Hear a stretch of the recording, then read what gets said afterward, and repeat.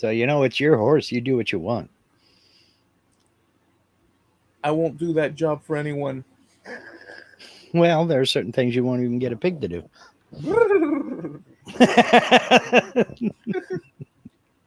Well, welcome back to the Trampled Underfoot podcast show. Tonight's a big night because there's all sorts of stuff going on out in reality, if you can call it that. Um, but not for us. No, no, no. We're coasting, man. Hmm. Because we're about coasting and just relaxing, not really just, we're just level headed people here. Coasting from coast to coast That's on right. both coasts simultaneously. And as soon as I said that, like three viewers dropped out. Hmm. What? Coasting? Screw that. Yeah, that's all right. Their loss.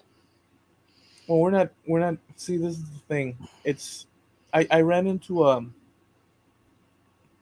the parallel universe thing again, Hmm. where they take the laser or the photons and they shoot them through a slit. Yeah. That whole thing. But this went in depth with physicists and whatnot, and they sat Hmm. and talked, and it's really spectacular, dude. When we observe whatever we're observing, Hmm. when we're paying attention, a certain outcome is occurring, Hmm. but we cannot expect that same outcome if we're not viewing it. It's very weird. Hmm. It's more broad and complex than that. They can't understand why it happens, Right. but And that's whenever you, and that's what science endeavors to do is explain the phenomenon that they're observing in such a way that the outcome is predictable based on previous attempts. You it's a know. big deal though, Hmm. because what it's a possible implication that sticks out like a thumb. Hmm. If the universe requires, or things in the universe require an observer Hmm. for something to act outside of you, the observer, one way or the other, the implications are, well, they can't even encompass what No. the possible all, but one of them is, well, you know where I'm going with it, right? Yeah. But One of them is, and that borders on the getting into the philosophical because it's while it's easy to make assumptions, it's also dangerous to make assumptions when you have nothing to back it up. So then you have to move from the physical into the intellectual, the theoretical, and then figure out tests and figure out demonstrations that can prove your theory either to be true or false. yeah, they know at least that viewing a photon being shot through a slit, Hmm. observing and not observing produces, in fact, there's a sense of a randomness Yeah. or a parting of ways. So, what it's suggesting is various realities possible at the same time. Then they try to explain it where you have all these probabilities, like let's say Mark stands up, Mark sits down at any given moment. Yeah. Mark opens the door, Mark decides to close the door, Mark brushes his hair, Mark lifts his glass. Like all these possibilities Hmm. are branching out. And I'm going to say it bad, but he says that his suggestion, but they all converge again. There's the concept of this multiple universes occurring at the same time where there's infinite numbers, or as far as they know, of you doing every single thing under, you know, that you Hmm. can imagine. So there would be a good you, a bad you, so you, you with black hair, you with red hair, you as a ginger, um, Okay. tall, short, thin, but like it just goes Hmm. on, and it doesn't seem like something. Oh, that sounds so wild, but that's the implication of a simple. Yeah. These scientists, that's the implication due to being a little laser being shot and it producing different results depending on a person's observation. And Well, so the implications are that wild. right. The way I saw it explained was exactly like you were talking about the two slits. All right. They said, now imagine you're shooting BBs out of a BB gun into two slits, and you have cardboard behind that, about a foot behind. You shoot at these slits, you would expect those BBs to form a pattern that would copy those two slits because the BBs can't get through anywhere else but those two slits. So you'd have a pattern in the cardboard. But he said, reduce the size of those BBs and keep reducing and keep reducing. And eventually you will get to the point to where you're not getting two slits. You may get 4 or 6 or 8. That is still in the theoretical stage because they can't exactly explain that. They only know that it happens. Well, yeah, There are several different theories, but there is no real consensus on the most convincing theory. You know, it's weird. well, the the supernatural aspects of things, or things that are beyond, are usually placed in things that are not explainable according to the knowledge of our day, Of the day, yeah. and it's usually categorized as supernatural. Yeah. And it's easier for some to make that leap than for others. So, Right. Except, I mean, and what do I know other than where I'm sitting here, and as far as I've been able to yeah. possibly accept, though, in my understanding, Whoops. is that there's no possible way that we know of to explain a beginning, prove a beginning. I know that they have options and that they make up There are complex. theories, yeah. Yeah, they make up complex this, and that. But when thinking of the universe and like the Big Bang and such and this and that, which is the explanation that they give, Mm-hmm. and they do have things like they say that the stars are floating away or moving away, Yeah. The universe is expanding, yeah. but at the same time, they've found things that contradict it, where there's things that Mm-hmm. aren't moving away. Right. So there's a lot of contradictions all the time, all the time. Well, And so, well, go ahead, go ahead. I was going to say nature kind of makes its own rules whenever it wants to. And that is not any less so outside of this planet. You know, when we tend to think of nature, we tend to think of Earth, but there is nature on Mars. It rotates on an axis. It has seasons. We can watch the polar caps form and melt on Mars. It revolves around the sun. We know it has seasons. So that's just as valid a form of nature there as what we have here. It's different, but it's still nature. So nature makes its own rules. And yes, overall, our universe is expanding, but that doesn't account for things that happen at random. A collision of two objects will change their trajectory, you know, to where they're no longer moving in the direction that you would expect them to be moving if the universe was expanding at an equal rate.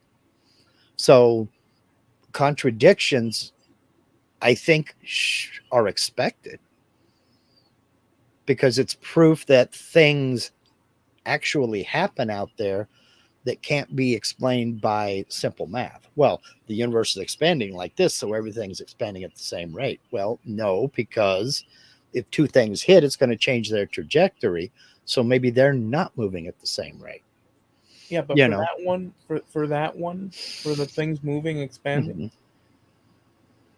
and I don't know, though. It's not like I'm totally Mm-hmm. like my thing Me is either. something else Me right either. now. I'm somewhere else right now, but Mm-hmm. like currently studying things, but I have delved into this because of curiosity. Sure. But not sufficient to say I'm going to sit down and hone in on it and see if I Me can either. understand. But I will say that there's something to do with the color of the stars using, observational, where Mhm. there's a red shift, blue shift, I believe it is. Yeah. So the situation is a bit more grave Mhm. in terms of what their prediction theory is and what they observe. So they have to figure a way of covering or correcting for the things that they observe in order to keep a theory. But the problem that with a lot of science, and I'm saying that very broadly and loosely, let's say it this way: it occurs on occasion where science needs to be updated, and so textbooks need to be Mhm. updated. Okay, well, on occasion, some people are so invested in Yeah. something that they built maybe 10, 20, 30, 40 years of their life Sure. on a theory or a concept. They've built models for it. I mean, they've really gone intricate. Mhm. And then something comes in and tries to wreck it because it's like new data and stuff. Sure. But they don't want that change because they have other things invested in it. And so, what would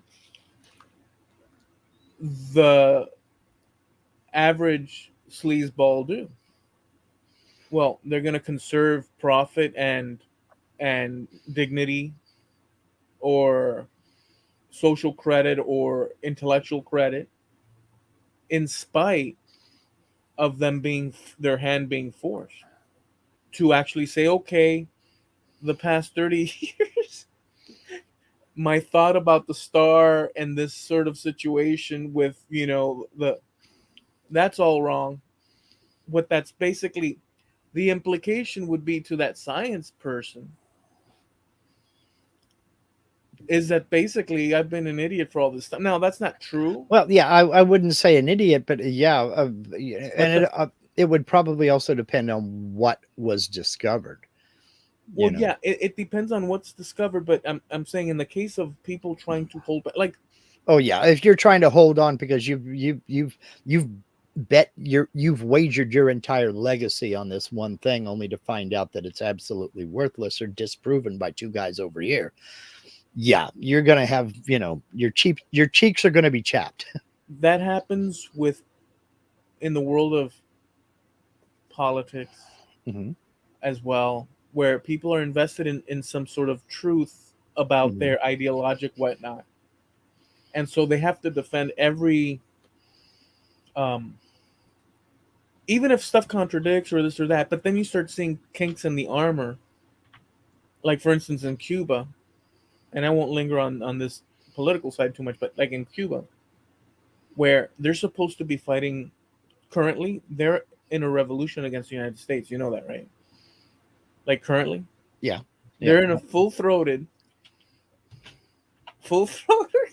listen, full throated, constant revolutionary thing against the United States, because in the impending doom of the imperialists, Hmm. which is us here, this is the empire.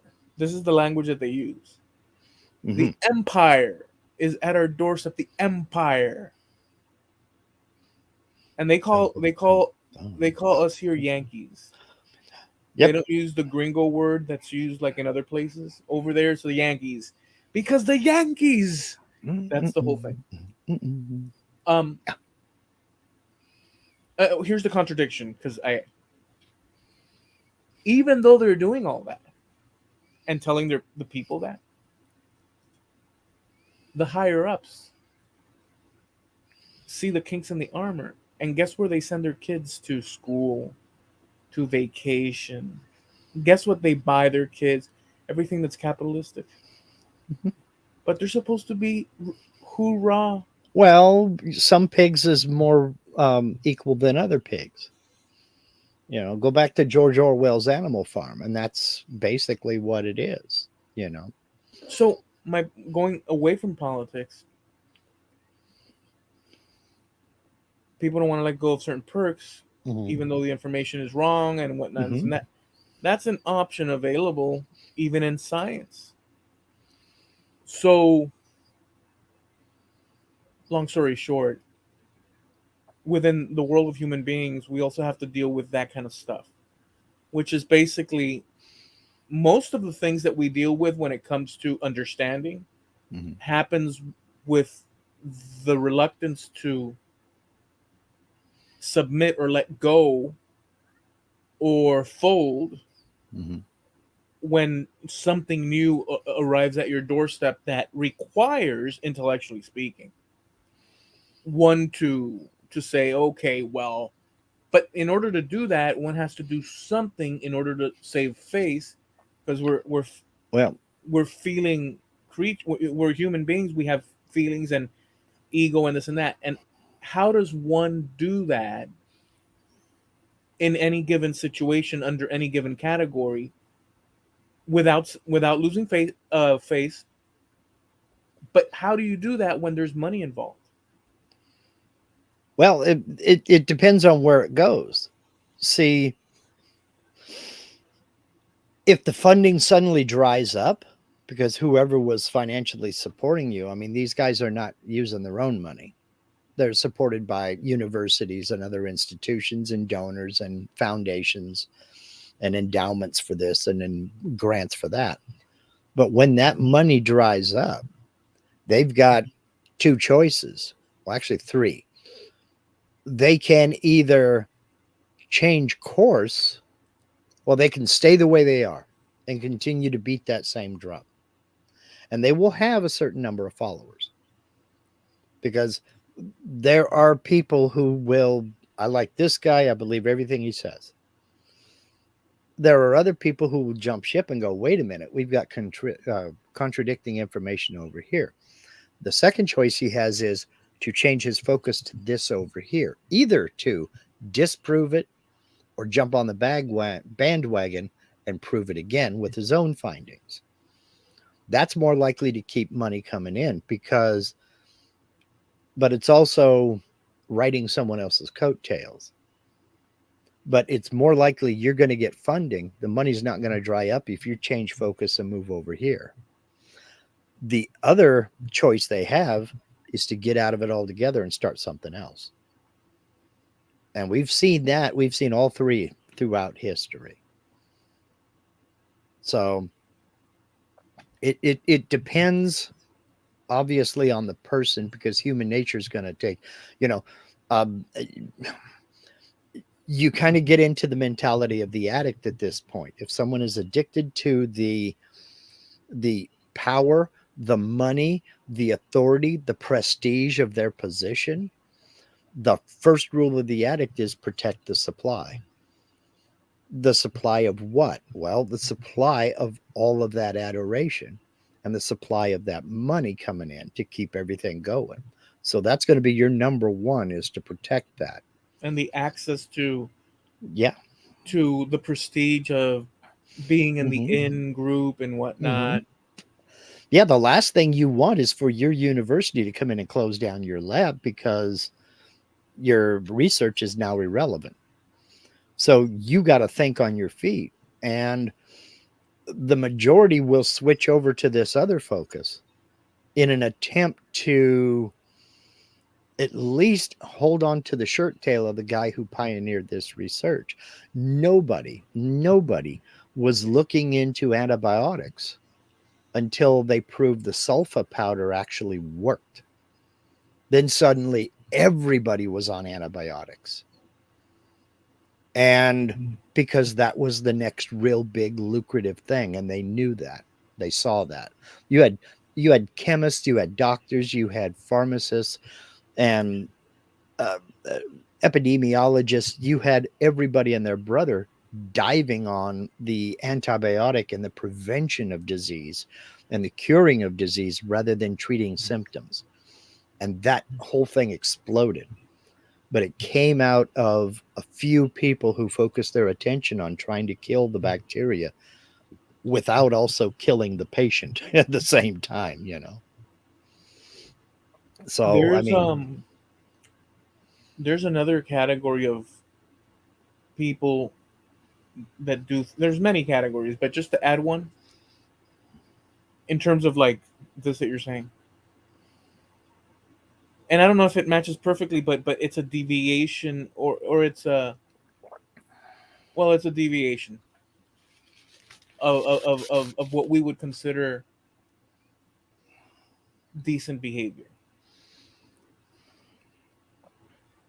There are also those that plan out strategically, lying to a person or other people, whatever the case may be, but preparing a pathway of lies step Hmm. by step, like setting up little mouse traps and having a person or a group of people or a population or X number to walk down that path. And they do so pre planned consciously with a future goal in mind, which I think is Machiavellian. I think it's a that that kind of thinking and action. I don't know. I'd have to look. I know it exists because I've seen situations in brief, but it's so far removed from what one has been taught to understand that's not right in such a prolonged, continuous manner, falsely preparing the way for others to fall into your trap according to Hmm. um, an end goal.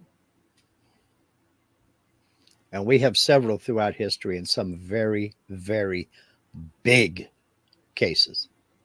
Now the thing is that I don't know that this. I don't know if any of this is true. I'm theorizing.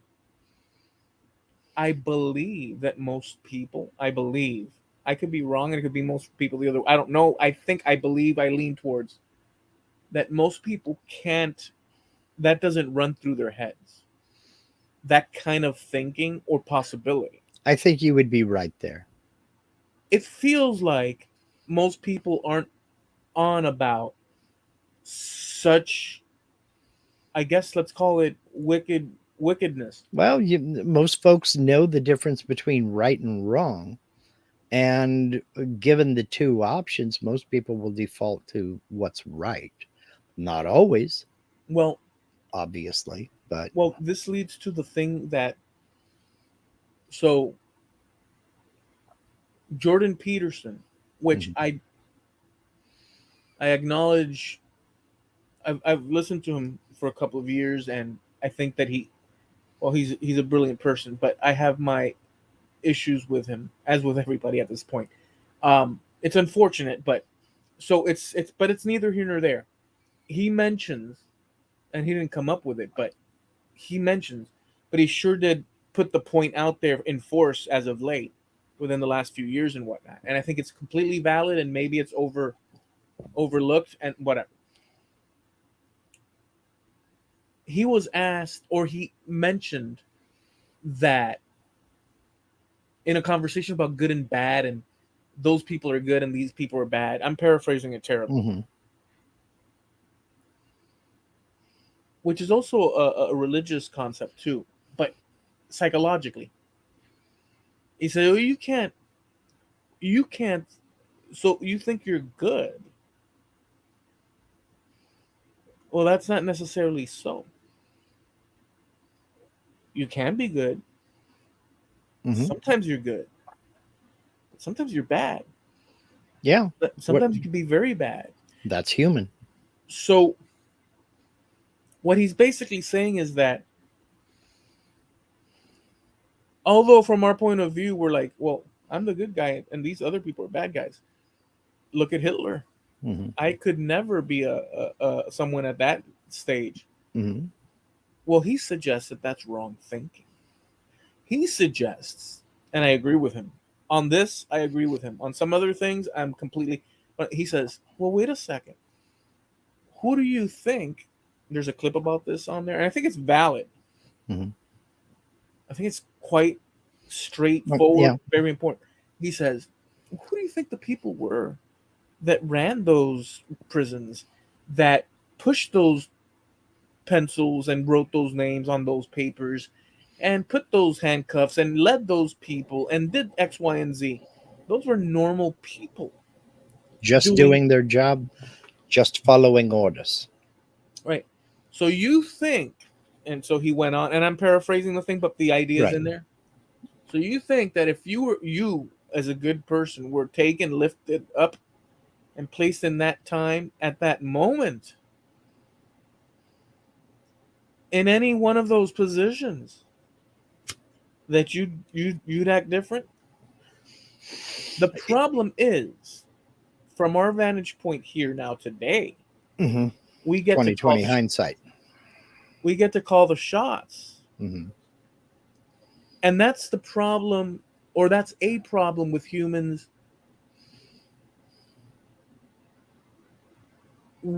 Look, we try to dismiss culpability on us, in general, not everybody, not all the time, but like in a general sense, there's a trend or a leaning towards, it appears.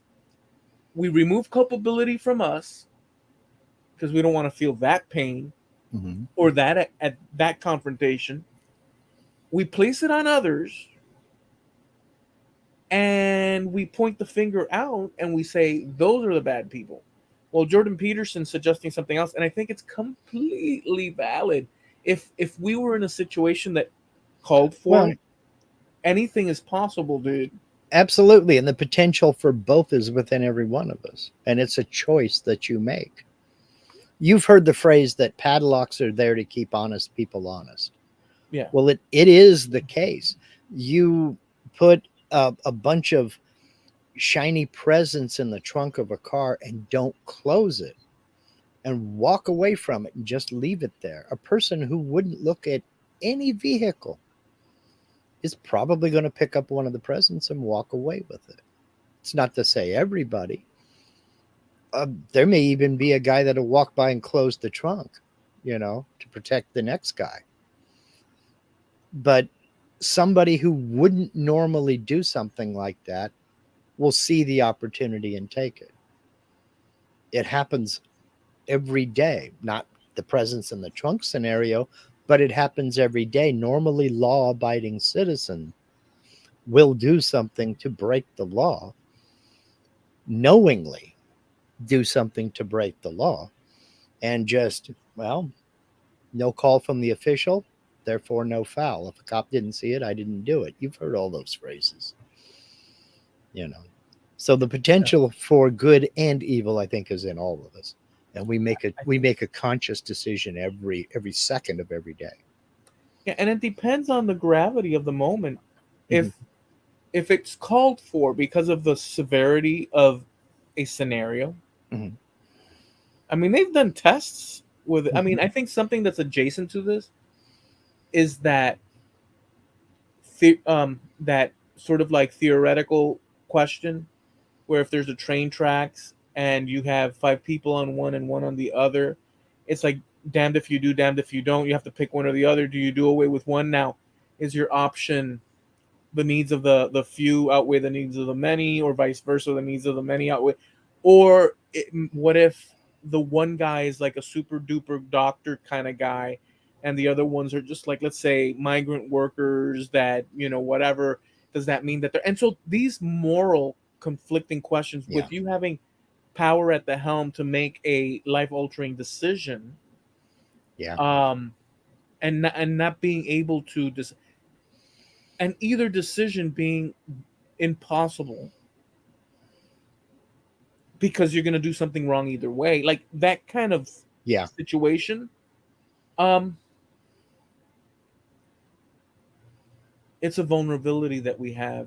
We are only, according to the scenarios that we're in and the decisions we're making in those scenarios, we're being tested at that level at that time according to that scenario. But Sure. if you're put in a good person in a certain scenario that acts good could just as well in a other scenario, slightly similar or maybe more severe in the ways that are right, could completely turn that good person into a hatchet wielding Yeah. with a wig and a clown nose, or a Mhm. chainsaw. I used to be good, but hell, I'm Yeah. a chop you some. so Yeah. so so I mean, what's so okay? So like in a zombie apocalypse world, all bets are off. You know how you like in those Yeah. movies where like it's live or die, guys. So let's Mhm. do this.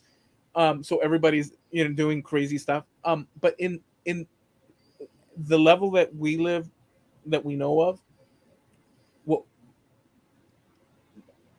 again, I think it feels like it's true, and you kind of hinted that yeah, it sounds like it's true too.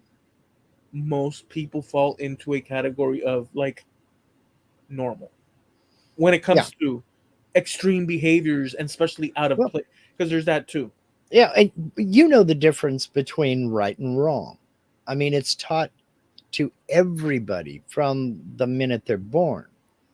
There is cut and dried right and wrong. There's good and bad, and we know this. Some people just don't care, and they're going to do what they want to do. We know that as well. There are other people that will attempt always to do the right thing. There are other people who will just sit back and observe and not take a stand one way or the other. It's kind of like you have an emergency and you're taking a loved one to the hospital. Do you stop at the stop sign?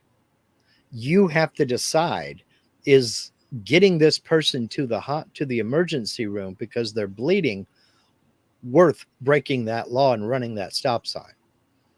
If there's no cars coming, to hell with that stop sign. If there's a semi in the middle of the intersection, yeah, it's probably a good idea to stop. But you've got to make that snap judgment call. Now, you're not out to break every traffic law that happens to be on a daily basis, but situationally, things have to be put into a priority list. You know what I mean? Yeah. So if you're doing 50 in a 25 zone, rushing somebody to the hospital because you can get there quicker than an ambulance can get to you, you have to, make that split decision. But you also have to face any consequence that happens along the way. If you miss a curve and hit another car, now everybody needs an ambulance. So, You've created a worse situation than it's exactly. when I So, was in California. One day I went to my bank there, and everything's weird. And this is a side thing, but everything's so California in California for some reason. imagine that. There's actually a thing called, man, this is so California. Like it's got its own thing. Even banks are like banks, but they're California banks. In any event, it's really its own world. I went in and I did whatever transaction that I needed to do, pulled the mask off and got in the car and ran. No, just kidding. That went south and Yeah, but told. on California, that's just any other weekday. So, You see how that went mm, south real quick. Um, and the lady that she either cashed my check. I don't know what the story was. I forget now, but I do remember this part. She gave me the change, mhm. and she gave me an extra $100. The teller did. Mhm. And I'm like, I start counting, and I see an extra 100, and like, because you're always mostly always on top of it when money's coming Mhm. your way, and it's your money, and you want to know that you're getting what. So you're checking to make sure that Right. every last penny Mhm. is accounted for before you walk your butt out the door. Or at least I do. You don't Mhm. blindly say thank you. I'm not looking because I trust you with all my heart. Yeah. You don't do that. In any event, right? In any event, $100, and I should could have used an extra $100, Mm-hmm. but I said, listen, and I told her like discreetly. I said, listen, I think, and I always say something to the effect of I think because I think softens, or in my mind, it softens the blow, and Mm-hmm. you don't want to create such as I think that you may have over, like I already know she did, Mm-hmm. but Yeah. let her say, oh yeah, sure I did, because it's a situation so little Yeah. sensitive. Let her off the hook easy. And she's, oh, thank you so much, Yeah. because that would not be good Nope. for her. So no foul there, but oh boy. Well, anyways, the point I'm trying to make is that doesn't make me good. It makes you Doesn't good make at me that. good. It makes you good at that time. It makes you do. It means you did the right thing then. Exactly. That's Mhm. all that means. Now, well, yeah, that's all that means. If Now, there is a trend if you wanted to scale something or you wanted to measure something. If you spend the rest of your time holding up banks, you did that one good. But like, so there's a balance in there. So there's right. a medium sort of balanced area where human beings, yeah, they can get Well, uppity and cranky and whatnot, but they're not always out. I don't know, shooting pistolas at people in the well, middle of but an let's intersection. turn. But let's turn that around just a little bit because take that same situation, but now let's add something. You're in the middle of a dispute with that bank. With that, You've been having nothing but problems with that bank, and you are that far from just closing your account. And in fact, the only reason you're there cashing your check is because you know the bank next door is going to charge you to cash that check. And you've had a crappy day at work, you're in a foul mood, you're recovering from a head cold. How likely would it have been you wouldn't have just said, screw those people? and your hemorrhoids are acting up again. Yeah. And you stubbed your toe on the way in the door, you know. You're just making it worse and worse. I know. And you But got see, and you got but see, 500 paper cuts. but see, that's the thing. It is the 500 paper cuts because one paper cut doesn't hurt, but you keep adding it up, and pretty soon you're bleeding to death. Dude, one So, paper cut. well, I know yeah, what you're paper saying, but cuts I'm hurt, just yeah. But what I'm getting at is there will come a point where even an honest person will say, you know what, screw those people, and just walk out with that extra $100. Now, I'm not asking you to bare your soul, but what I'm getting at is even well-intentioned people have a moment where they will even think, screw these people. To I think hell that with all the them. time. They're I think that nothing all the but time. they're nothing but this to me. They charge me for this, they charge me for that. They've screwed up this deposit and they screwed up that, and they I can't get my money on this day because the machine's always empty. And to hell with these people. All the time I Give me an think these extra things. $100. Thank you. Happy birthday to me. All the time I think these things. Look, So what I'm getting at is the potential is there in all of us. I think You that know. that's true. So the idea of so and so is such a that's a nice thing to say, and we get what it is. Mm-hmm. And that's a nice world that we have this, but behind that is what we're saying. Mm-hmm. There's a potential in every person, Mm-hmm. given the right circumstances, for Any number of things. dictator nail Mm-hmm. pulling with pliers Yeah. crazy, Mm-hmm. or the other extreme, which is sacrificial, you know to help others and whatnot, and this and that. Well, yeah. We are capable of all these things. Yeah. People are capable of some of the most outrageous things, and they're on both ends of that spectrum. I mean, it's the stereotypical thing about the grenade that falls into the foxhole. Are you the kind of person that would dive on the grenade to save your buddies, or push your buddy onto the grenade to save you? You know, the potential is there for both. So, you know. So the other day, I've got there's two instances of this. This has to do with what I told you to remind me of. Okay. But this one's the preamble to the other one. It's quick, but I went to Walmart. Mm-hmm. All the good ones start that way. The other day, I was at Walmart. Yep. All right, settle in. Let me grab a beverage. All right, go ahead. And as I'm walking up to the outer frontage of it, there's this lady with a blanket in a wheelchair, an older woman, Mhm. an older Cuban woman, which I knew for sure after she said a couple of words, because there's a certain intonation and whatnot. Mhm. But and I stopped, pulled out my wallet, Mhm.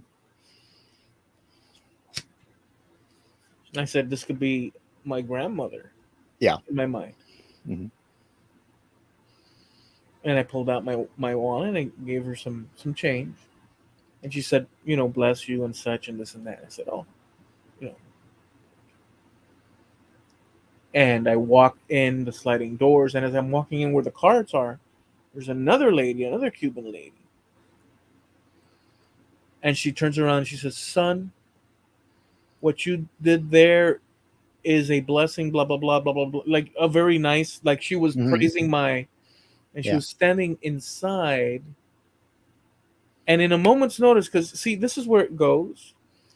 I can't help myself. I thought, this is what I thought. So she's in cahoots with the other. See, it's Yeah.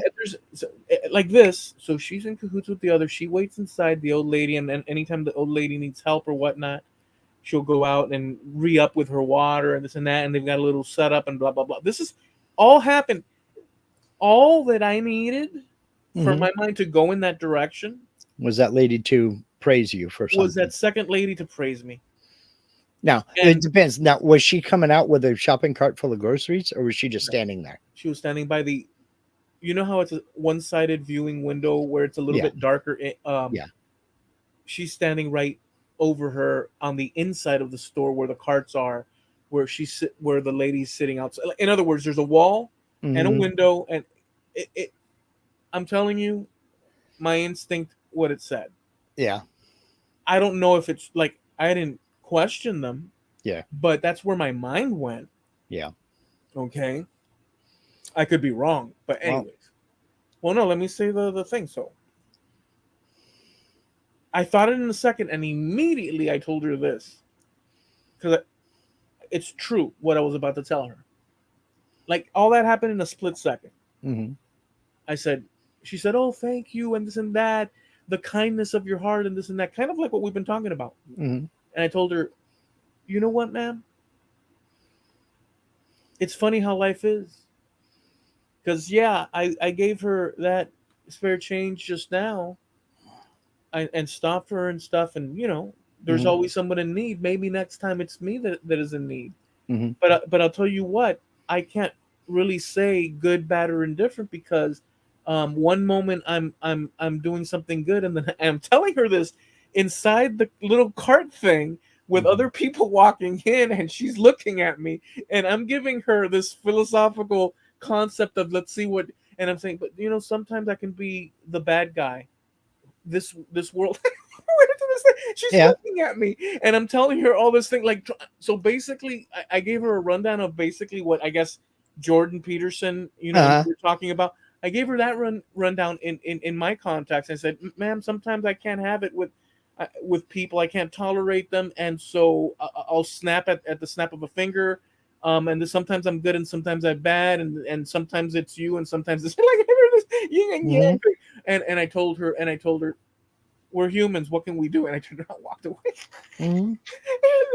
And so you know, you're not gonna get that conversation. Look, that con- Our conversation here and that conversation then, Hmm. forgive me, it's not like, wow, it's it's unreachable to No, it's an conceive of. every it's an everyday thing. Yeah. But here's the problem: try engaging in the world at large. Yeah, you Try, can't do it. try, and Yeah. what you get in reply. I've tried in little ways across my history of life, existence, and whatnot Yeah. to expand further than step number one: blanket, blanket, blanket on head, blanket, hot, cold, cold, cold, hot, coffee, coffee, tea, coffee. I've tried. Obviously, out of context, people don't want to engage as well. So let's be fair. But you don't get that. You don't get that. Um, it's all first level survival when you walk out the door. Well, yeah. That's And it's all it. always and it's always going to be that. And it's always going to be that. That's basically. I mean, it's not always. Let's be fair. There may be situation, and there has been. Well, yeah, but I But mean, everybody there has a choice. Every you stopped and you gave her a little bit of money out of your wallet. Everybody else that walked past you while you were doing that had that same choice to make. so I did my little run. Hmm. Actually, I'm sorry. So as I walk in, Hmm. let me tell you, I usually go away from the food area Hmm. and I go to the bin area. You're gonna think Hmm. this is funny as hell, or you're gonna think it's stupid as hell. Maybe both. And I pick up a little bin basket type thing, Hmm. and then I walk back to the food because I don't need that much, Hmm. and I'm not gonna take a cart for it because I want to. But as I was walking to get that, I do that every now and then when it's gonna be. If not, I'll get the big cart. But when it's small stuff, I usually do that. And I saw a lady holding one of those baskets that they have at grocery stores. Uh-huh. That in my life I've never seen at a Walmart.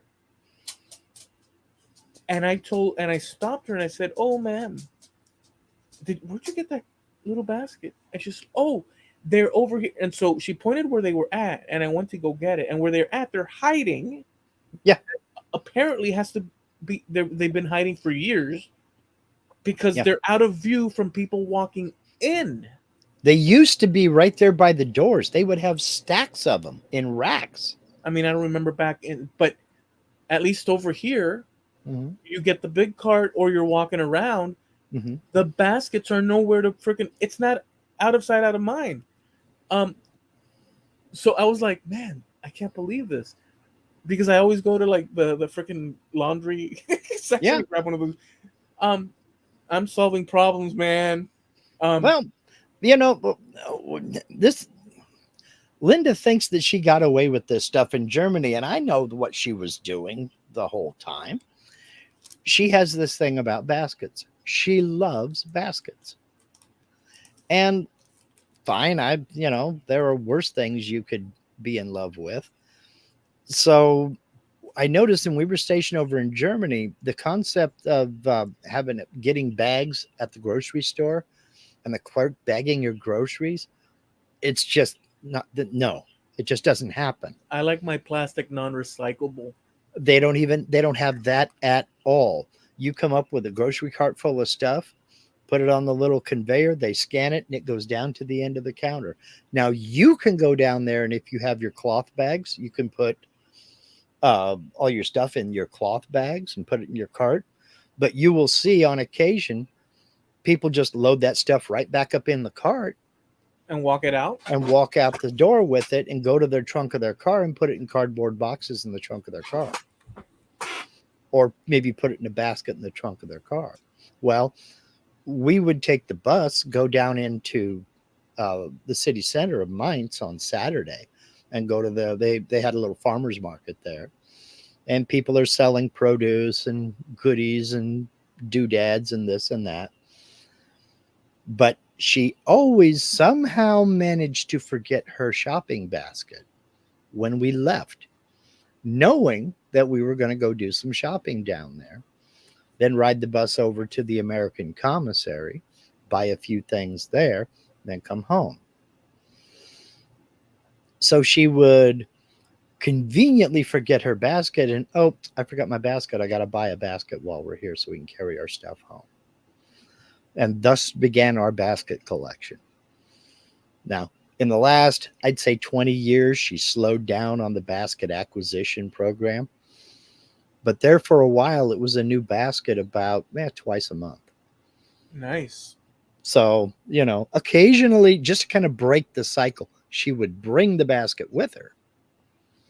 But I mean, you want a basket to put stuff in? She can hook you up. She's got it. You want a big wide basket for fruit on the table as a centerpiece? She's got you covered. You want a small basket to carry maybe a couple of bottles of wine and a loaf of bread? She's got that basket. You want another basket that you can put a bunch of produce in as you're walking home from the store? She's got you covered. I mean, you name it, she has a basket for it. Does she have a basket that she can put in a basket? Yes. Matching. She's got a big open basket with a nice handle with a small basket that sits over in one corner that's got a lid that flips up. So she's got a basket for her baskets. I mean, if someone I didn't care. You know what? If it made her happy, I'm fine. I'm fine. Well, yeah, whatever one enjoy. I mean, it's like everything. It's like anything and everything. Well, let me tell you this. I picked up the basket. Mm-hmm. And as I walked around to start the shopping, there's the two greeters there. Mm-hmm. It was a lady and a guy, both Cubans. Everybody's Cuban. But I'm saying that because I talked to them in Spanish when I said the following, and they must have thought I was a freaking idiot because they would know that the baskets are there. But I stopped and I lifted the basket, and I said in Spanish to them, "You know what's incredible? What I just learned today for the first time after forever?" And they're looking at me, the lady and the guy, and I said, "That these baskets exist here." And I turned around, and as I was turning around, I turned around to say goodbye again or whatever. I was just saying a silly thing, just a nice little silly. I caught the lady, her reaction to what I said. She looked at the guy like, and there's facial expressions that need not words, but where they're pointing.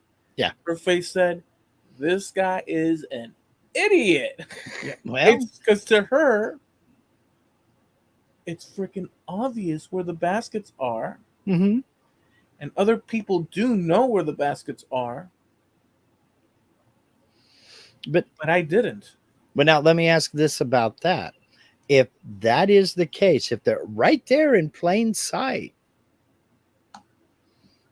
how many baskets were there when you went and picked yours up? It was stacked to the top. So there were quite a few. Yeah, it was stacked to the top. Okay. Nobody sees them, dude. The baskets in our local Walmart are around by customer service. So you got to walk in the store, walk halfway down the front of the store to find them. And then there's maybe 10. So it's like you got a store that'll hold 5,000 people and 10 baskets. You're not exactly making sure everybody knows they're here, are you?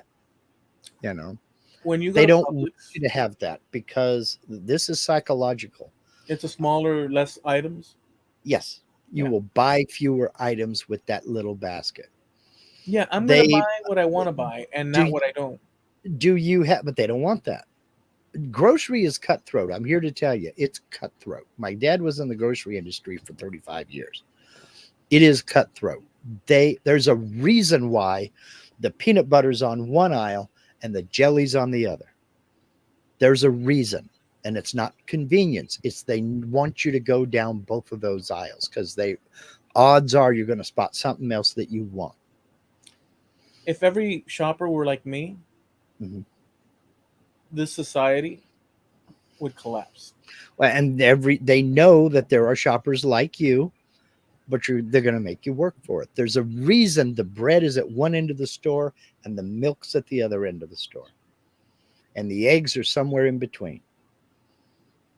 They want you to cover as much of that store as possible because they know you're going to spot something else. The X-Lax is on one end and the Mhm. toilet paper on the other. Exactly.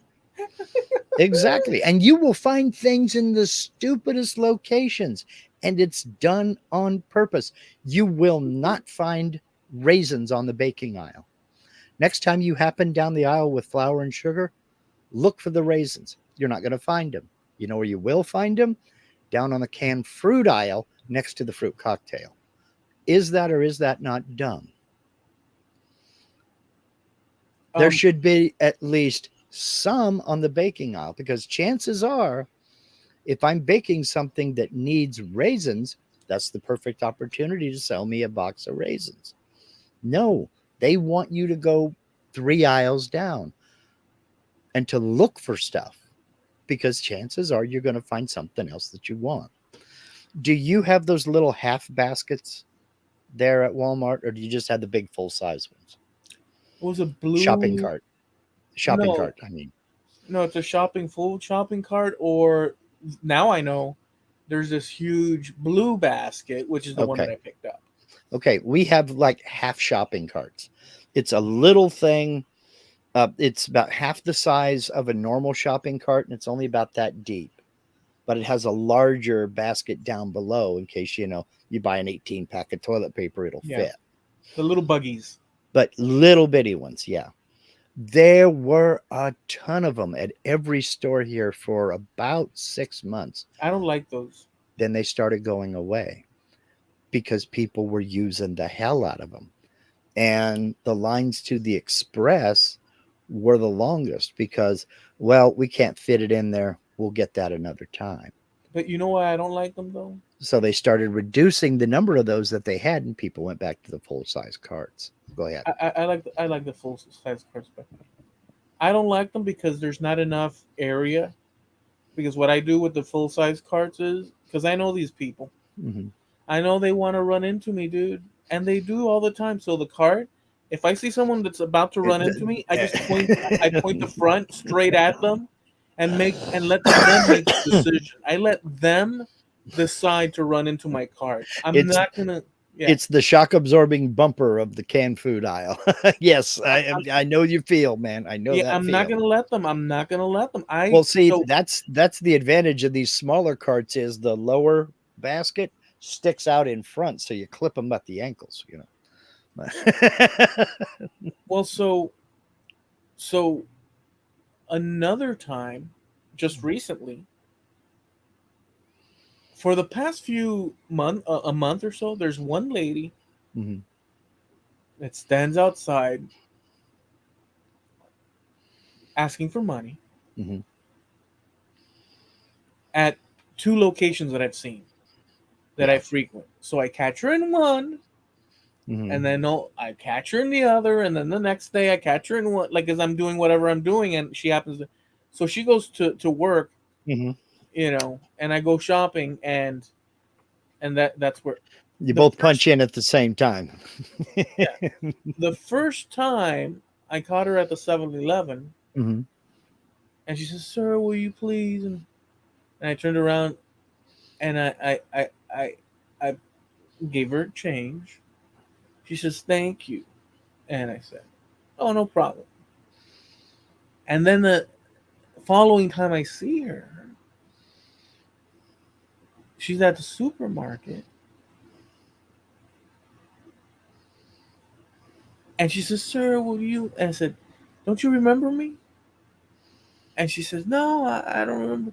Aren't you the lady that's in the other at the other stop every now and again?" And I'm talking to her as if that's her job. I'm saying, Yeah. don't you over there at the same time?" I'm saying, Mhm. and she said, "Oh yeah, maybe so. Yeah, I already gave that one time over there. You remember that?" She said, "Oh yeah." So and I walk in and I walk away. Mhm. And then another time at the same place, she says the same thing. She doesn't recognize. I recognize her, Mhm.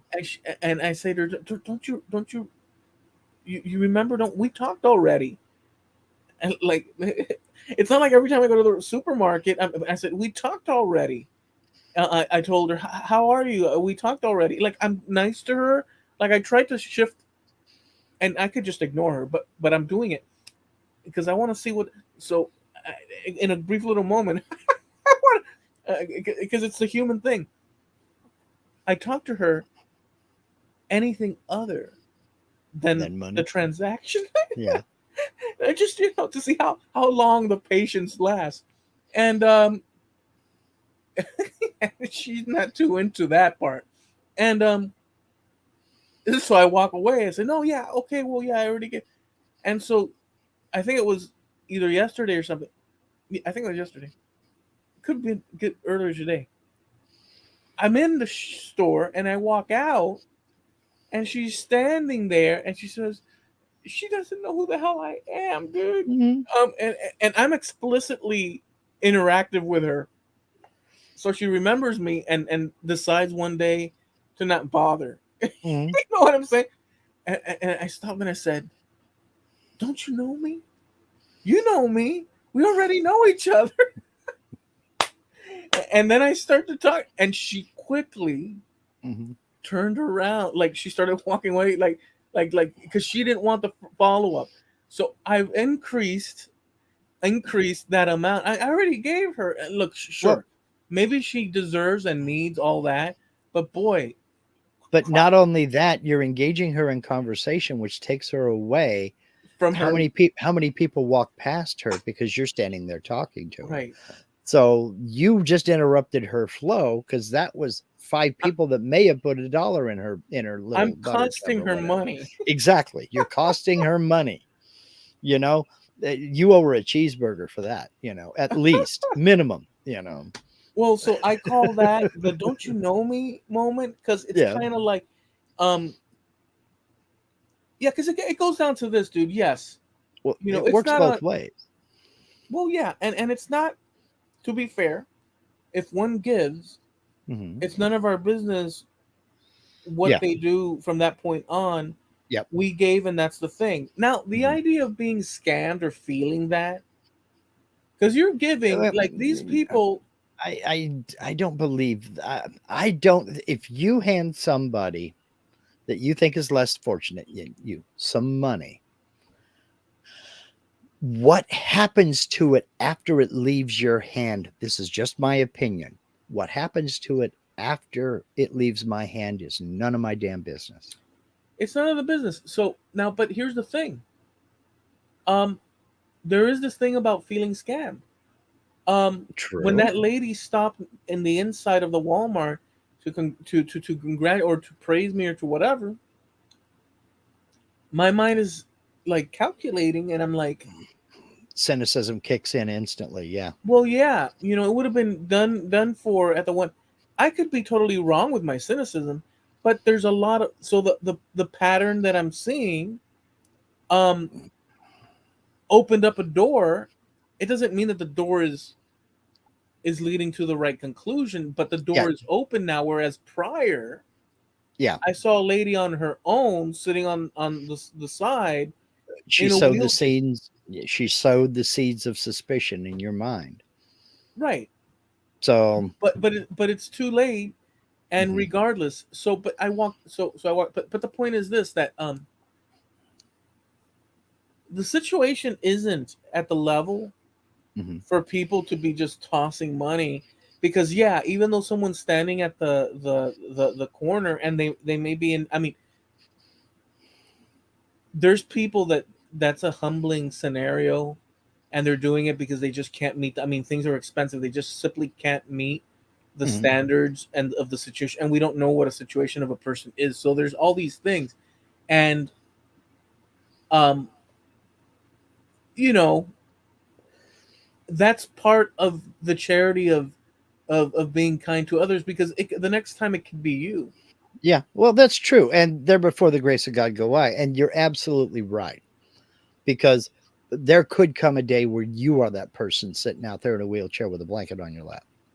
You just not know you don't know from one second to the next what's going to happen. So Yeah, so I'm with you. so there's all that, But but the point is that Well, go ahead. But cynicism does kick in, and a lot of times it's not very well founded, but other times it is. I think I've told this story before. I was I drove Linda and her sister up to Portland, Oregon to the airport. They were flying out to go to Scotland back in 2017. And I drove my sister-in-law's car. So I'm driving her car up, drop them off, see them to their plane. Everything is great. I jump in, pay parking, and I go home. Well, I smoke. Her sister doesn't. I don't smoke in her car. I think it's respect. So what I was doing, I'd pull into a rest stop, go to the bathroom, go over by the picnic table and have a cigarette. While I was at this one particular rest stop, this guy pulls up in a nice Buick LeSabre.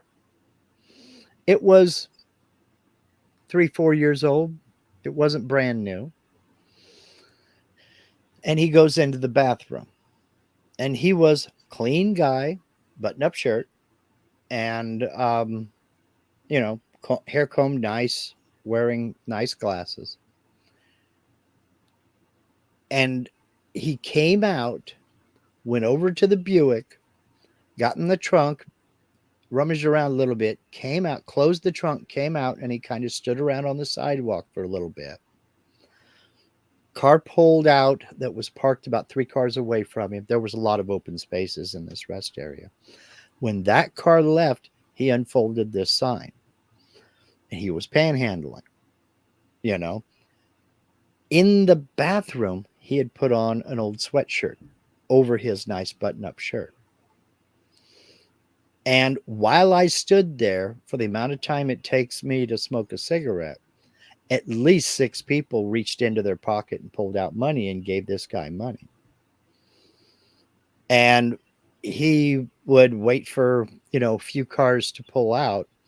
Then he'd go back to the trunk of his car, do a little bit of rummaging around. At one time, I saw him taking a swig of water, close the trunk, walk up, leave his sign folded up for a little bit, and then open it up again. Now, again, this was not a brand new Buick, but it was in no way a rattle trap. This was a decent car. This was a nice car. You would expect somebody with an office profession to drive this vehicle. So when I saw that, and he made eye contact with me once as he was walking up from his car and to get back to his spot on the sidewalk there. And it's just, when you see something like that, your cynicism kicks in, because it takes away from those people who are truly in need, So I don't know. I don't think you were in the wrong for becoming suspicious when that lady come up and gushed at you about how No, wonderful a person you were. it's not even a wrong or right situation. It's just Yeah. simply if the mind produces a scenario, Mm-hmm. again, we're a complicated thing. I mean, we're complicated. Yeah. I'll tell you the one that I enjoy the most that happened to me was that I've told you before, but I love it. I love it so much.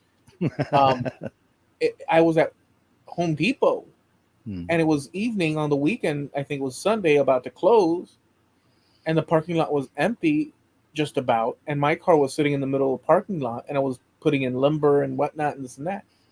And a little figure is walking towards my car from the other side of the parking lot, getting bigger and bigger. And as she starts coming into focus, I'm seeing hips, I'm seeing legs, I'm seeing just hair, and I'm seeing just this it's like a mirage almost. A mirage at Home Depot. Yeah. This person was just rocking the cash bar. Mm-hmm. And she's walking to me at that hour in that place, just beeline. And I'm putting stuff in on the driver's side, and she just, as she starts coming up to me, Now I know she's like directly. I mean, she could have just as easily kept walking. Okay, someone Yeah. walking in the center of the parking lot, but she comes right up to me Hmm. and she says, "Excuse me," and I say, "I don't have any money." I love it. I love it so much. I point blank this incredible, delicious bomb of a listen to me being elaborate. She was Hmm. she was great. Um, to the eyes, to the peepers, Hmm. peepers, jeepers, weepers. And she said, "Excuse me," and I said to her before she could say anything, "No, I don't have any money." And she freaking had a fit. How dare you? I didn't come here to. I was just gonna ask for directions and such, and this and that, and so this and that. She went ballistic. She went ballistic because her charm, although Didn't work. it didn't work, although I could see why it would work, Of course. but it didn't work because I'm just completely jaded. There's no freaking way. Yeah. There's no way. There's no way. I have other stories that I could not tell here, but Yeah. but same answer. Um, no, there's no freaking way. Anyways, Well, she but the left all minute her. you said that, her charm turned off, didn't it? Oh, absolutely, Well, then you saw it. absolutely. But I loved it so much because I was brutal. It was brutal. It was, dude. It was brutal. Hmm. It was brutal. Like all the things that one would assume, the powers of the beauty of the Madonna and Hmm. stuff. A guy at Walmart, all cruddy from working, at Hmm. home Yeah, doing you're woodwork. gonna hit on me. Yeah, right. Come on, lady. Yeah, in the middle of the parking lot at 6. Now it could just as well Hmm. have been, and I have to weigh that, and Hmm. I weighed it at the moment in a split second. Um, that she was asking for directions at dusk in the Hmm. middle of an empty parking lot. Um, very well be. Maybe Yeah. she landed from some sort of alien spacecraft, but Okay, I put doubt it. yourself in her position. You're that cute little chica. You're gonna walk up to some strange dude you don't know who just walked out of Home Depot, possibly with a hatchet. You're gonna ask him for directions. Not happening, Captain. I'm gonna Well, look around for like a cop or something like that and ask him for directions. this male gendered guy of potential danger in Hmm. this scenario, she was the predator, Yeah, and I was exactly. the prey. Yeah, well, let's see. Steve here. No, before we get to that, Jim Dockrell said, explain toilet paper math. That will take a whole show. Yeah, it would. You would be amazed, Jim, at some of the stuff companies and stores do. I'll give you an example. We don't really realize the magnitude of things. We don't really think about, we tend to think small scale. We don't think about the big picture of things. I think it was Scott, but I could be mistaken. It might have been Kimberly Clark, but one of the toilet paper companies discovered that if they made the little paper towel, the little paper core, little cardboard roll in the center of the toilet paper, if they made it a little bit smaller in diameter and they made it out of a little bit thinner cardboard, it wouldn't affect the toilet paper in any way. You could still put it on the holder, but by making it a little bit smaller and a little bit thinner, the whole package was a little bit lighter. Now, that doesn't mean much to you and me, but when you're transporting rail cars full of the stuff and you're being charged based on weight, it was a huge monetary savings for them. Not only that, they used less plastic to wrap the six Right. rolls. Yeah. They used less cardboard in the manufacturer of each roll of toilet paper. They saved millions per year just by making it a little bit smaller in diameter and a little bit thinner. It's amazing. They do diabolical stuff like that all over the place. And I don't know, in some ways it's good. And in other ways, it's like, who would think of that? Who would think to do that? People wanting to save money, Yeah. make a buck. But I don't know about you, but I don't think up to that level. I'm not thinking of a million rolls of toilet paper this month. I'm thinking, should I get the 6 or should I get the 12? That's on sale. That would bring it down 25 cents per roll. I'm spending more, but I'm getting more for less per unit. I'm going to get the 12. That's as far as I go. You know, I it, I it I, I had a thought, mhm. but I can't. I shouldn't say it. Yeah. Okay. Um, But I want to so much because I love the imagery that it produces. But if I say it, it's this shy of um, you know, not right for the setting. But yeah. I could actually do it perfectly so that the thought is transmit. It has to. I'll just. I and I don't want to. Now I'm overdoing it.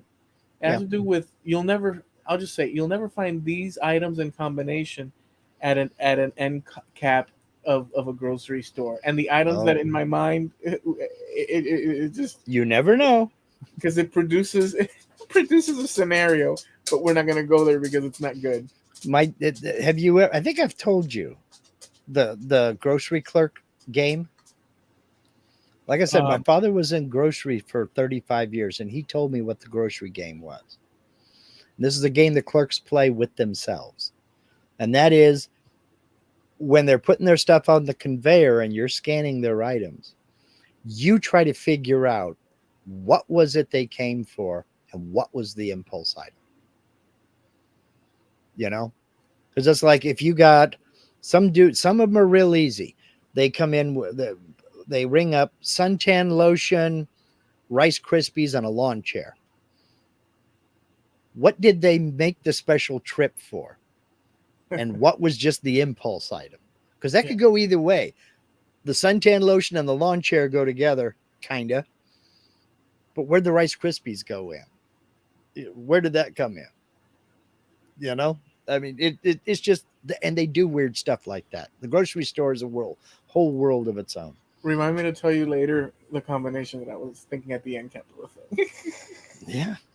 um, before we go into a sort of outro, just quickly, let's address the apocalypse thing in a brief Uh, scenario way. and you know what? I loved it. I loved it. I thought it was absolutely fabulous. But go ahead. Which part? Well, we have to talk about the death of Facebook this morning. Yeah. So Facebook, as you all know, or many of you know, went down, and it was a worldwide phenomenon. And I actually rung up Mark because I was all sorts of worried that I had been hacked or I was logged out, and then something or other, and this and that. And Mark said, "No, it's worldwide, dude." And I felt relief, but it got us to thinking about, you know, this sort of thing. So, what are your thoughts? Here's what I loved about it. Yes, Facebook went down at about 7:30 Pacific, so that would be Ten somewhere thirty. around 10:30 Eastern, and it was out for an hour and a half, roughly.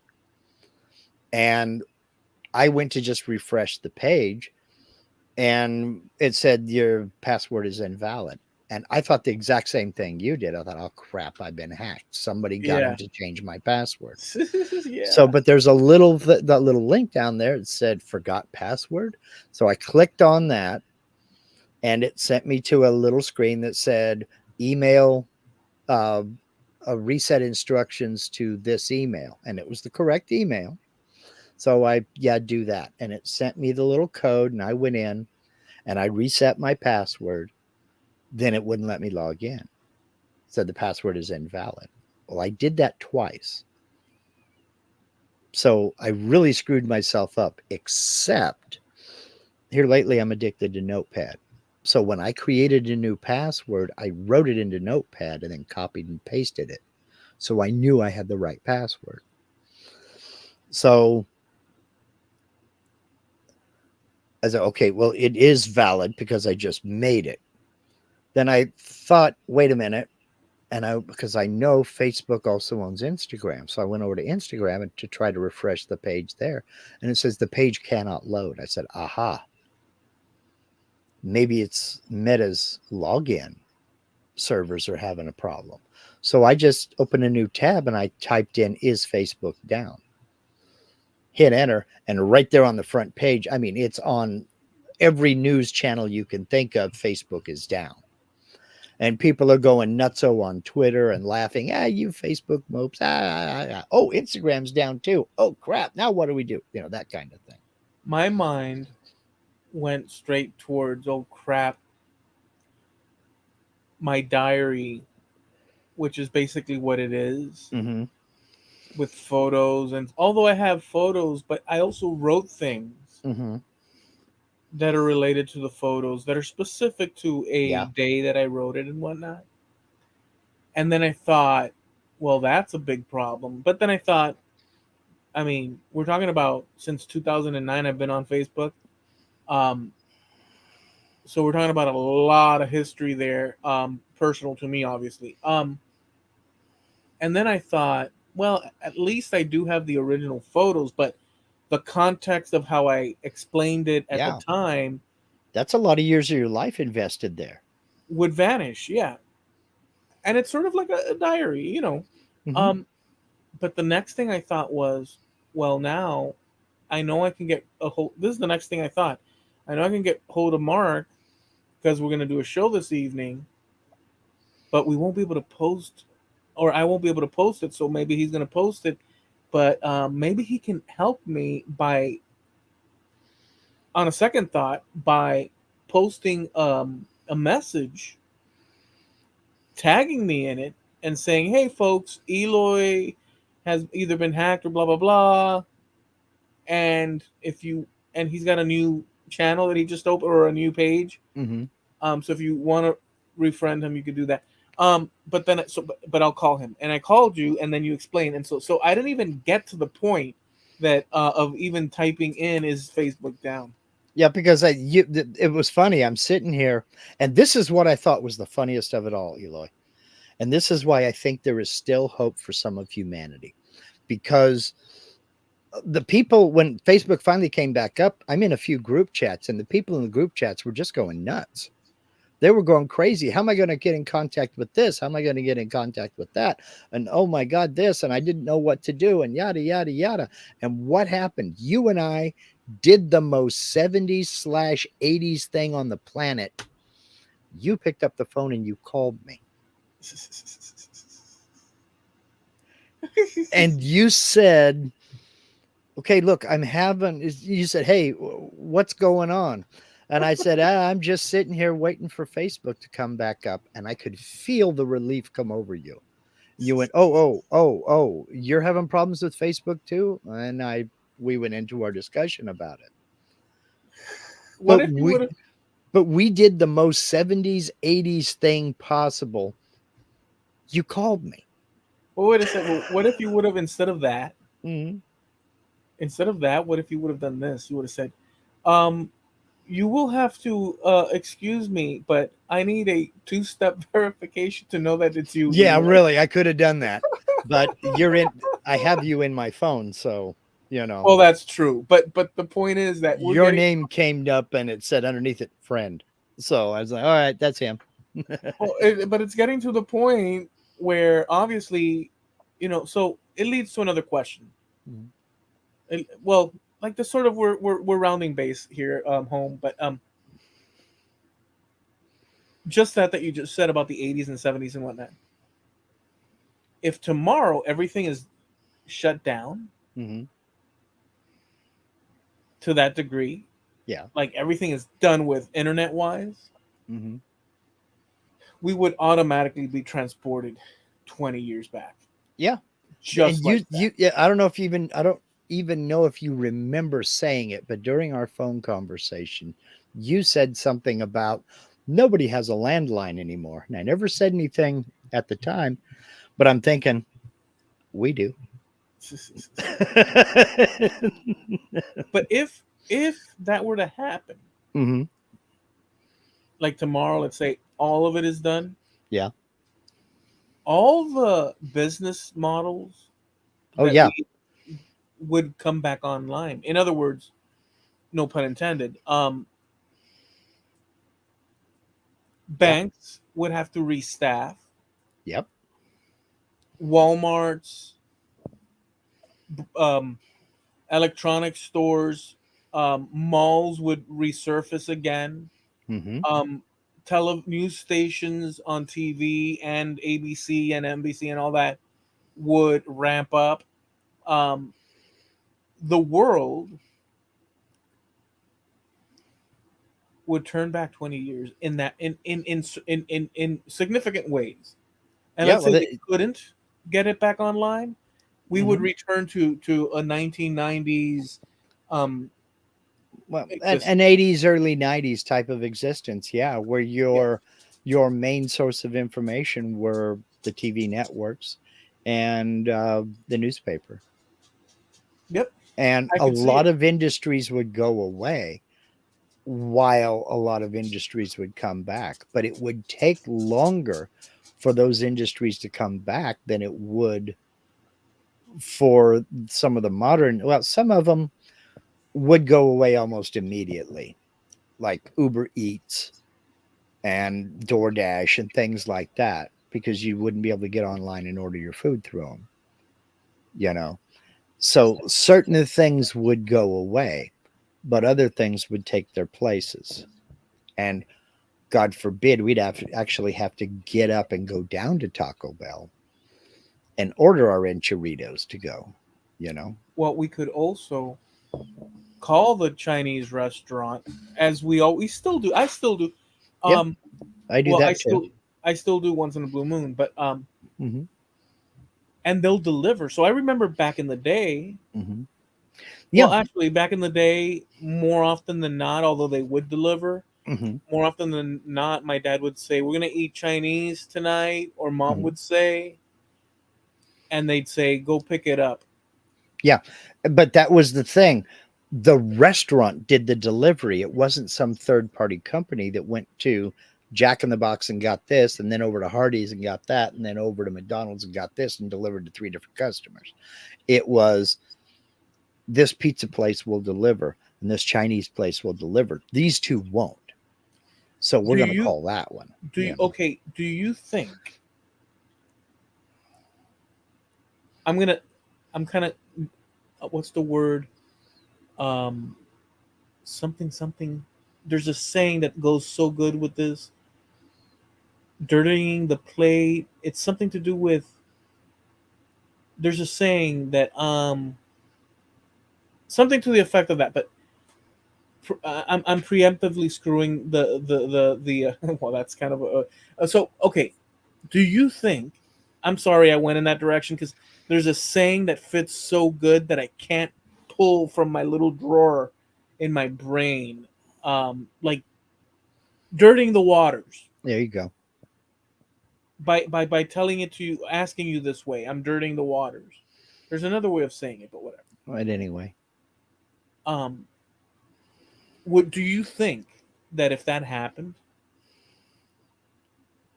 the economy, businesses and such and whatnot, would shift to the everyday person's power in terms of private businesses and such and such and such, as opposed to these monopolies that exist now? In other words, do you think that the power shift, would there be a power shift into the hands of more control of the individual in any way that you can foresee?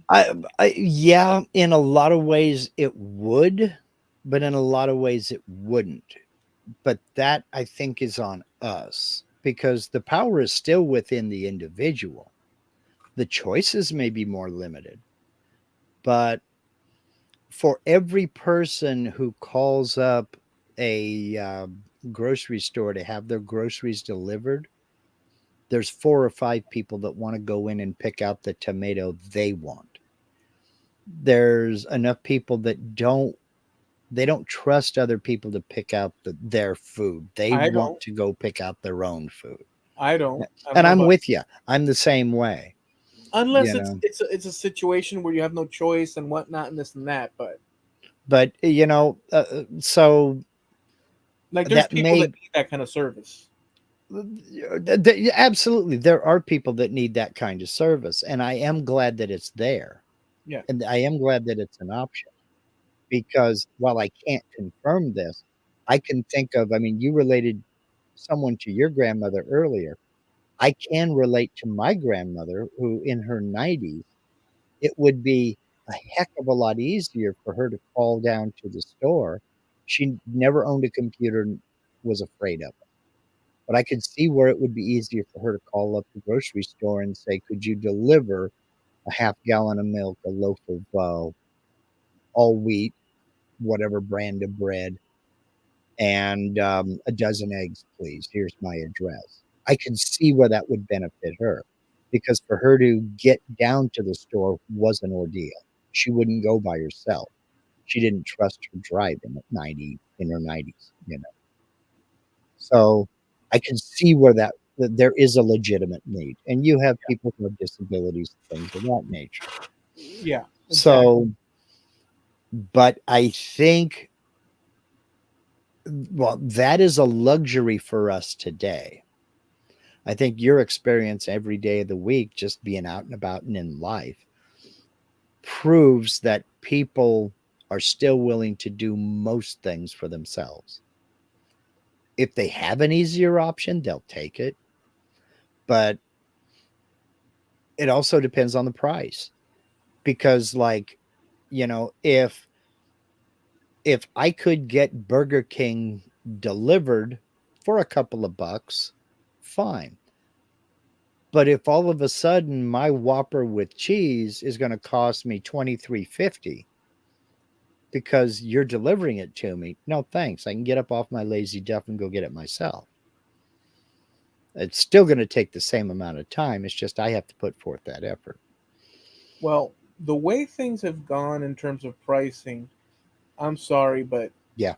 the shot up from Hmm. one year to the next is Hmm. so dramatic. Yeah. I'm sorry. It's It's funny we're on this topic, because I saw a video earlier today that mentioned McDonald's by name. They said in certain parts of the country, a Big Mac combo meal is $18. And the CEO of McDonald's has put his entire economic team on cost cutting, because McDonald's always was about economy. You went there because it was cheap and fast, and you knew what you were going to get there. Well, it's no longer cheap. And for the first time in 40 years, their revenues dropped for their fiscal year. And it's simply because prices are too high. the problem also is that our natural inclination is to say that prices are Mhm. too high.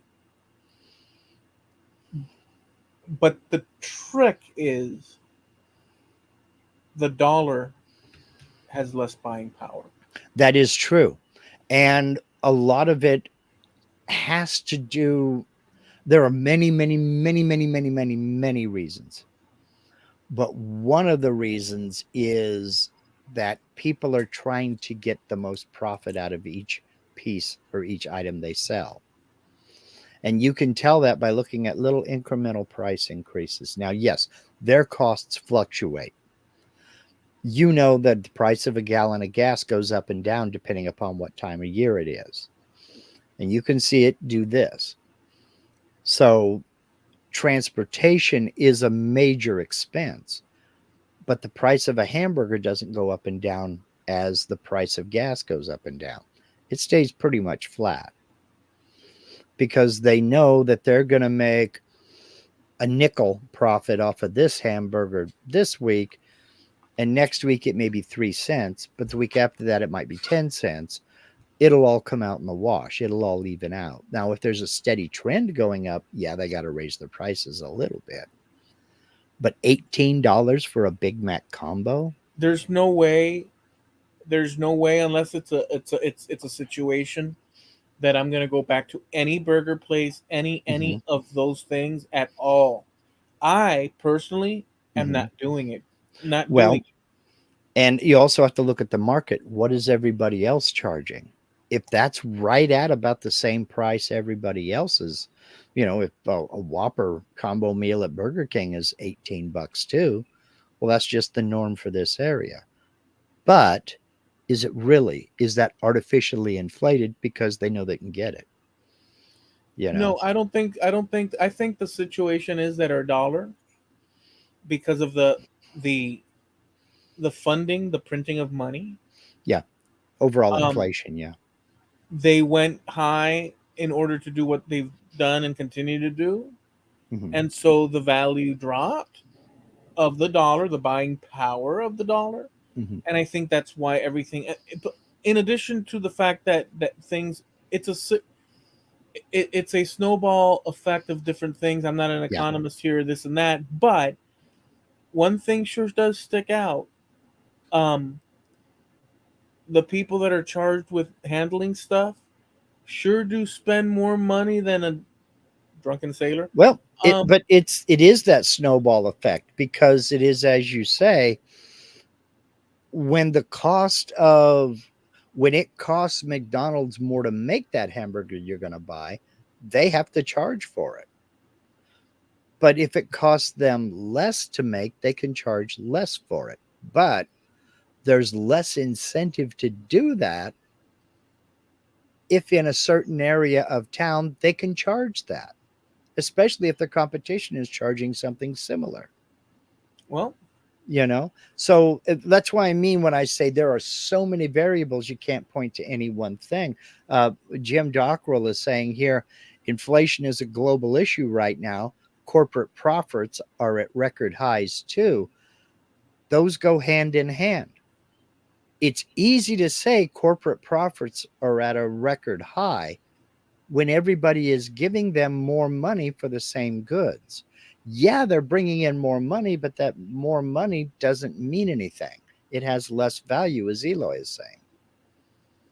You know, if if if they're charging $100 for something, and that's an inflated price, they're bringing in high profits, but that $100 doesn't go as far as it did 15 years ago. a year So ago, dude, a year and a half ago, dude. so the amounts are tremendous. They're enormous, but they go hand in hand. For and you will find if you go back and look through history, every time inflation is high, corporate profits are high as well because dollar amount. But look at what the but look at what how far that money goes and adjust for inflation and you'll see, well, they really aren't making that much more money, if any. That's what I mean. McDonald's, their profits were down 6%, and it was their CEO, whether he was right or wrong, I don't know. Their CEO maintains it's because we're charging too much. We have to that Their goal was to provide, their target demographic was a family making about 40,000, and a family making 40,000 a year can't afford to eat there. They said we've got to go back and rethink this. We can't be charging people huge amounts of money because they can't afford it. That's why they're not buying our stuff. And I Well, think there's some validity to that. I mean, so um, And it only takes one company to say, instead of charging that $17, even though 17.95 I think is what it was, even though Burger King is charging the same thing, it takes that one guy to say, no, ours aren't $17, ours are 12.50, to make everybody else follow suit, because all of a sudden everybody's flooding to McDonald's and saying piss on Burger King.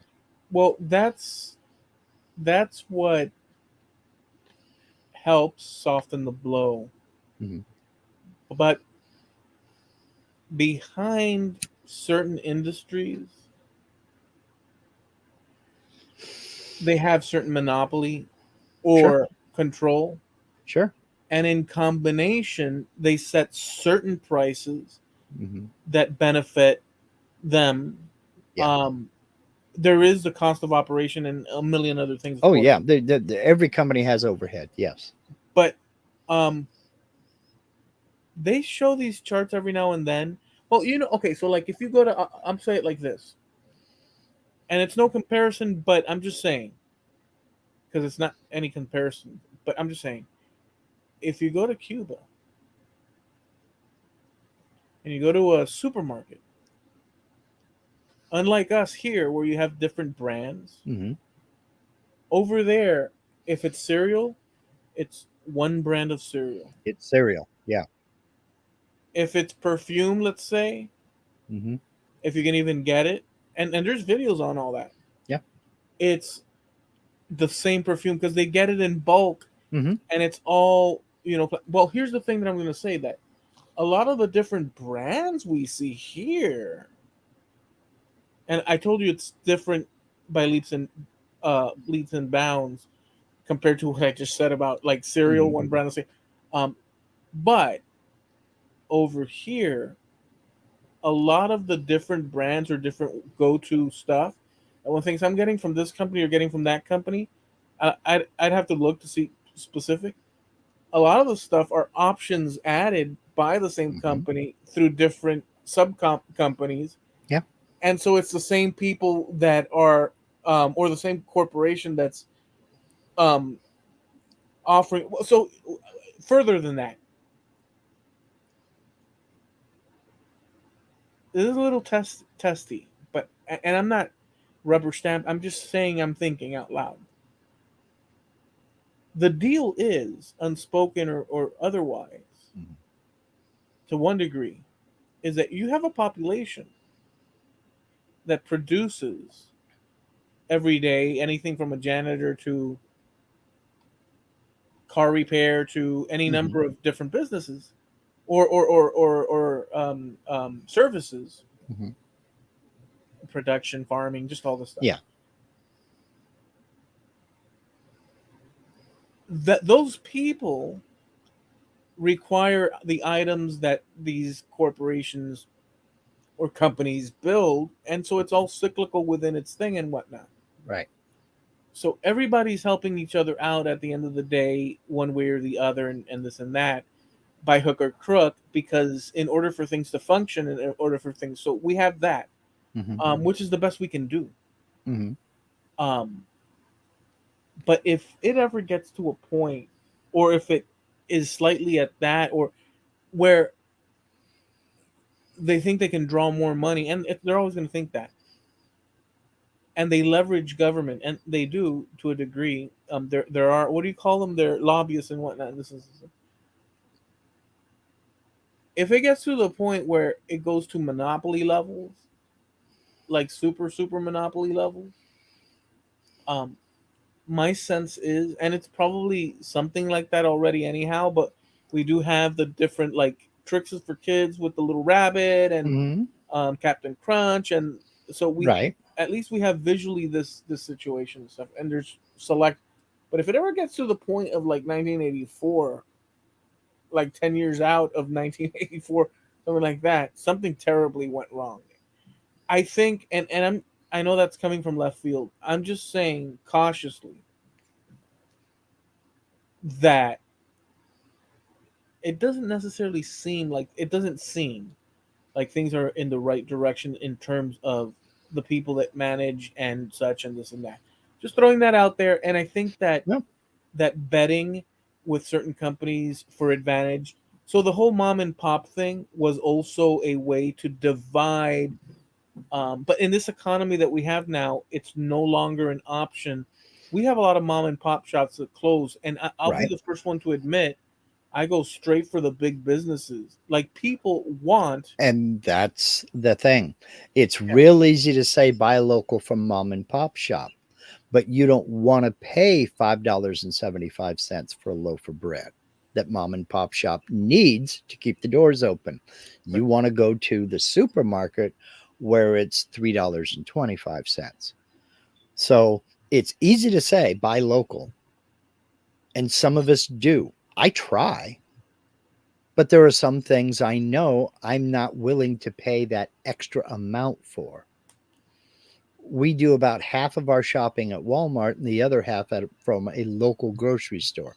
The grocery store has three outlets, it's locally owned and operated. We get our meats there because they get their meats from local ranchers Right. within this region. I'd say uh, some of Northern California and a huge swath of Southern Oregon.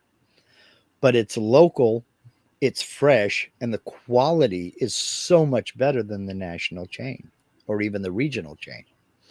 So we get our produce there, we get our meats there, we get a lot of our dairy there too. But canned goods and stuff that will keep, that's going to go fill up our pantry, will go to the cheaper place because it's all the same brand at the store, and the local store is a little bit more expensive than that national brand, that national chain store.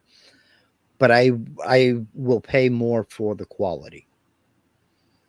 So, but then again, I order off of Amazon. When I go to Walmart, So, I don't see Walmart. I see Disney World or Epcot Center. mm-mm, I see, and I'm not even well, I'm exaggerating, but that's the level. When I go into, and I know it's a lot of Chinese products, so it's outsourced and all this and that. But when I walk into Walmart, the potential, and yeah, I'm not being, maybe I'm being silly here, but I know what I'm saying in terms of how I feel. The potential of access to any, sure, it doesn't have the tool section that Home Depot has, hmm, but the variety of everyday yeah, things that one needs, or even knickknacks and whatnots that you might need to solve any number of problems in its particular yeah, category. Um, boy, I'll tell you, I'll just say, yeah, end it with this. There's aisles at Walmart that I know deserve more acknowledgement that I've yeah, paid, but they're there. yeah, So the temptation, which people don't people don't like, because a lot of people don't like, but they go. yeah, If it was, and what you said, if people didn't want it, right. But so we're responsible for the world we're creating. it's cheap and it's convenient because you can go to one store, do your grocery shopping, go over to electronics, and now you can still buy a vinyl album, then go over to hardware and buy a pair of pliers, then go order to automotive, go order new tires for your car and have them installed next week when you come back to do your other grocery shopping. Yeah. And drop the car off, go in and do your grocery shopping, and then go back to automotive, and it's probably within a few minutes of being done. So you can go to one place and get all that stuff done. There's a big attraction there. You don't have to make 13 stops. You're not sitting in the waiting room at the tire shop hoping that's going to be your car next going up onto the lift. And as a conclusion, using that Mm-hmm. example you gave and the one previous that I, in addition, Mm-hmm. now I might be putting my toes into the boiling pot here, but I'm going to risk it. Mm-hmm. That you said is the reason that I do not see anything approaching civil war like these crazy loons suggest day in and day out. People, Americans, as long as the thing is floating around like what it is, Mm-hmm. or invasion, for instance, civil war or invade, like any of those scenarios, these Mm-hmm. apocalyptic scenarios, in terms of physical like that, Mhm. I see it. In Ah, fact, I see us captured already. We are literally currently. What else do they want? China sends us stuff, mhm. so we're producing we're producing money for them. Um, Yeah, they're because not going to shoot the cow that produces milk. all you got to do is have a yard sale. Because I guarantee you, it doesn't matter how cheaply you price something, somebody's going to tell you that they can go to Walmart and get it for half of what you want for it. Well, my main thrust is that these concepts of civil war and the this and that, and then and people invasion and stuff, as if Mhm. we this country. I'm going out on a limb again because anything's possible, Mhm. but um, this country is simply way too big. It's way Eh, too big in terms of people. It's eh. way too big in terms of yeah. For the option that I'm saying, of invasion or such, or Yeah, I it's way agree. too it's way too big in terms of economy. Mhm. It's way too big in terms of military. It's way too big in terms of geographic variation. It's way too big in terms of people's different points of views. It's way too Exactly. big in terms of people's dispositions. Mhm. It's too comfortable. It's too so We look. all these people. Mhm. I'll just wrap it with this because I have a little bit of an issue with all these people, and I won't go into the but that have been harping on this whole concept of civil war this, civil war that, or invasion this or that, or one state coming to the rescue for the other. Although I understand the situation, I'm not questioning the but the jumping the gun that people do. This country is just too massive. Yes, we had an outage on Facebook, but for an hour, and people went nuts. Mhm. But and, yeah, and we went through a pandemic. The world did.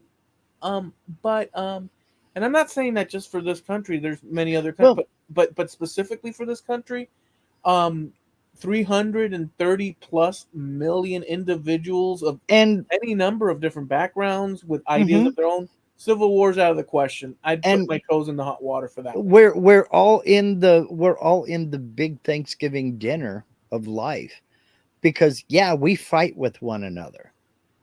We will call each other horrific names and want to do each other physical violence at times. But if somebody else comes from outside and attacks, brother, you just not only opened up the can of whip ass, you just bought the whole truckload Yeah, because China. there's 330 million people here. We the second largest navy in the world is in our museums. Okay? The largest army in the world is in our citizenry. Yeah, there And that's it. the idea of invasion Mhm.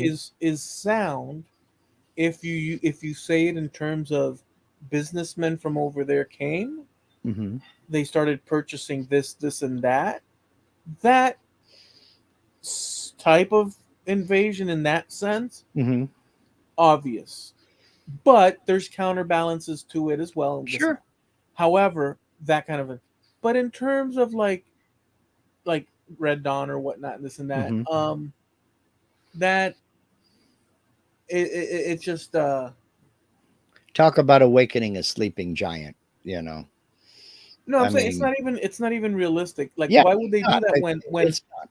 they already have financial interest here anyhow? Yeah, It's just, the war yeah. is a economic thing, not anything other than And that, a but psychological thing. and So, psychological. so All right, in other words, breathe in, breathe out, move on, relax. It's going to be okay. yeah, Everything's going to be all right. but I'll tell you what though. Last thing, Americans. One thing's for sure, and I can tell you from where I'm sitting, and I'm a good measure for that Mhm. because I'm very, what's the word, economic with my living Mhm. choices, and yet I enjoy the heck out of myself. But I'm very um Americans like their comfort, Mhm.